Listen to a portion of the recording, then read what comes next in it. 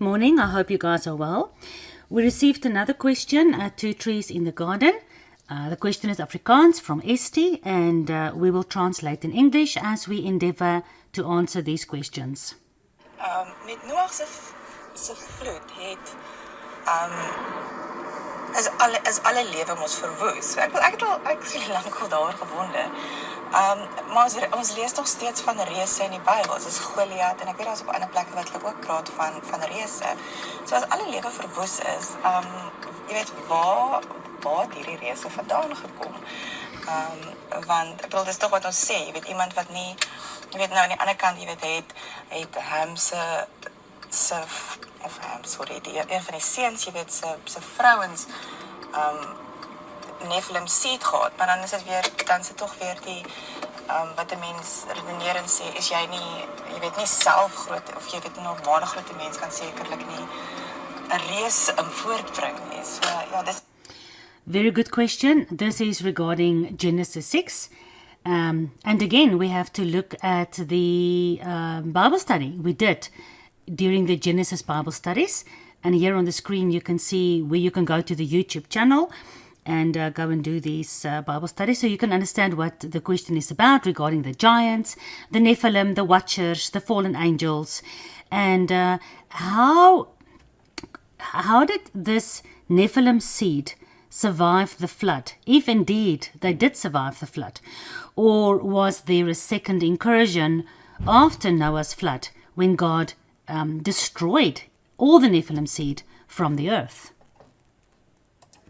So without doing the whole Bible study again, please, refer to the original session 10 of Genesis Bible studies.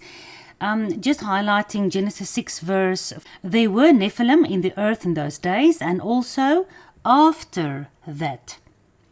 So in those days and also after that. So those days were the days before Noah's flood, because we then read Genesis 7, the next chapter, that has to do with God destroying the earth with a flood. So there were Nephilim children. Nephilim was the offspring of the fallen angels mating with women. So Esther also had a question, how is it possible for a normal woman to have a giant? When the baby is small, when the giant is small, it's probably, a baby giant. She can still give birth to it. But obviously, when the fallen angels were mating, raping, when you read the book of Enoch, these earthly women and having these hybrid, it's not created by God, these hybrid genetic, you can almost say the abortions, because Nephal means to fall down. It's like an aborted fetus that fell down. But anyway, that's all got to do with satanic mixture of the fallen angel seed with human seed. But obviously, the women were normal human beings, and they had these, babies from the fallen angels, and they were called the Nephilim. So they were these creatures before Noah's flood and also after Noah's flood. So Esther's question is, everybody but the family of Noah has been destroyed during the flood. Yet for instance, in the book of Numbers 13 verse 33, we read, and there we saw the Nephilim, the sons of Anak, and we looked like grasshoppers to ourselves, and we must have appeared like grasshoppers to them as well. Throughout the book of Exodus, Numbers, Leviticus, and Joshua, and the Judges, all the way to Samuel, Kings, and Chronicles, we read a lot about giants and Nephilim, the Anakim, and the descendants of the Nephilim, which have always been the enemy of God and the enemy of God's people. But the problem that Esther has is, where did they come from after the flood? Most of the commentators, including people that I have respect for, like Rob Skiba, and also here taken from the Art Scroll Tanakh series from Bereshit, from Genesis. Ibn Ezra applies that after the flood, Noah, one of Noah's sons, and I'm thinking Ham, and I'll show you now, married a daughter of the Nephilim. And obviously then children of the Nephilim were born from Ham and from his wife. The biggest reason I believe the sons of Noah, Shem, Ham and Japheth. Shem, of course, is the messianic bloodline. Japheth, we don't really read so much about, but then Ham specifically, not only being cursed by Noah, but also somehow this son was different. He didn't have the seed of the tree of life in him. There was already a problem with him. The Bible says clearly that Noah was perfect and righteous in his generation. This is Genesis 6 verse 9. But it doesn't necessarily say that his sons were all also perfect in their DNA, in their generation. It might even be that Noah alone was of pure genetic composure, and he wasn't mixed yet with the fallen angel seed, of which the rest of the world was already mixed. It might even be, and here I am assuming, I've got no biblical reference for this, it might be that the wife of Noah was maybe mixed breed. She might have been Nephilim. There might have been no woman left that was pure. Although, I'm not sure. All the Bible says is Noah was perfect in his DNA. But specifically, the three sons might have not found, decent, undefiled women. It might be that they married women, didn't know that the women had Nephilim DNA in them, and especially out of the lineage of Ham, the son of Noah, you can see that the descendants were, let me read that through to you, in Genesis 10 from verse 6. And the sons of Ham was Cush, Mitzrayim, and Put, and Canaan. So these four sons of Ham, the son of Noah, Cush, Mitzrayim, Put, and Canaan. Cush, you find specifically, it's the northern African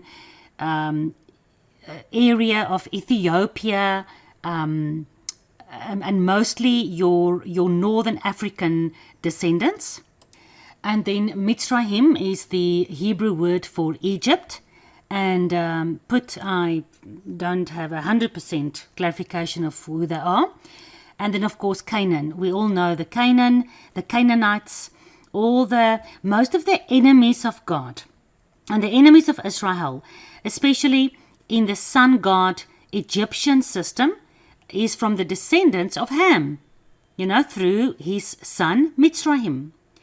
And then, of course, all the Babylonian, you've got Nimrod, the one that began, that had the giant Nephilim seed inside of him, not only physically, but definitely spiritually. He started the whole Babylonian false god, false worship system, and he's a descendant from Canaan. And it's amazing when Ham sinned against his father Noah. Genesis 9 verse 25, the whole thing where Ham did something. We discussed that during the studies of Genesis, and then Noah cursed Ham, but he actually didn't curse Ham.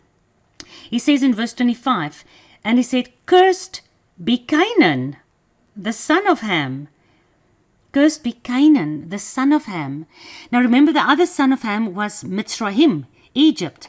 So these two areas, Canaan and Egypt, for sure had the seed of Satan, the seed of the serpent, the seed from the tree of knowledge of good and evil inside of them. But also, above that, they had the seed of the Nephilim in them. Whether that seed survived through Ham's wife on the ark while all the other Nephilim was destroyed, or whether there was a second incursion or a second fallen angel episode after Noah's flood, they had the Nephilim seed inside of them. Me personally, together with lots of other people, don't believe there was another fallen angel session after the flood. Reading extra biblical books, you'll realize that the first fallen angel episode was astronomical, and the rest of the angels realized, we can never do this again. The punishment towards these angels were just unbearable. The angels were just unbearable. So the Bible doesn't talk about a second incursion at all. So looking at all the giants in the book of Numbers and in the book of Judges and in the book of Joshua, and also the Philistines, where Goliath and all those giants came from, they were all descendants from Canaan. And Canaan is a descendant or the son of Ham. And Ham is the one that was cursed by Noah because he sinned against Noah. And I feel that a man that amongst the few people that live a Torah kosher lifestyle, had this inclination inside of him to sin. He probably had the inclination inside of him to take a wife that he didn't make sure was of pure blood. So both Canaan and Mitzrayim, or Egypt, is then of the cursed nations. And he said to Joshua, go and destroy them. Man, woman, child, old people, animals, just destroy everything, because they were all hybrid, defiled by the seed of the Nephilim. We see in the book of Acts, in the New Testament, Acts 7, verse 11, now there came a terrible destruction over all the land of Egypt and Canaan, and great affliction. So Egypt and Canaan, the areas, is actually named after Egypt and Canaan, the sons of Ham. So my answer to the question, where did the Nephilim come from after the flood, is for sure through the bloodline of Ham. Whether Ham himself had Nephilim seed inside of him through his mother, obviously not through Noah. Noah specifically says, was a pure, undiluted, undefiled DNA righteous man. So I myself personally is of the opinion that the Nephilim seed survived on the ark through the seed of Ham and his wife.